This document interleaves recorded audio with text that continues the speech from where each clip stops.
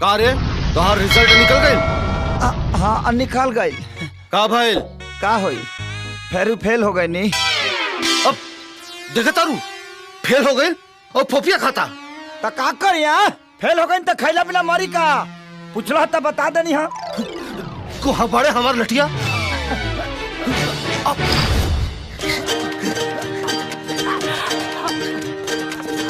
ए किसनवा चुपचाप हमार लठिया दे दे रे।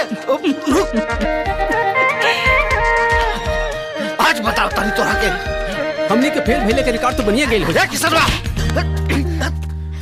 बार बार फेल होला तब तोरा शर्म ना आवेला। अब तोर पढ़ाई लिखाई छोड़ा के तोरा से खेते जुतवाई। जब कह रहा है कि खेत में काम नहीं करेंगे तो नहीं करेंगे। अच्छा ले भाजी देखिए हमको घर में ले जाके खूब मारिए ना, लेकिन के सामने मत मारिए। अरे करिए के देखे के चक्कर में तब फेल हो जाले रे। हम कह रहे हैं कि महिलाओं के सामने मत मारिए, हमारा भी प्रतिष्ठा है। अरे बाहर है तोर प्रतिष्ठा। तो कह रहे हैं ना। अरे फ्रेंड अगर हमारा वीडियो अच्छा लगा हो तो वीडियो को लाइक कीजिए, सब्सक्राइब कीजिए और साथ में बेल आइकन को दबाइए। अगर वीडियो अच्छा लगा हो तो एक कमेंट कीजिए। ओके बाय, गुड बाय, नमस्ते।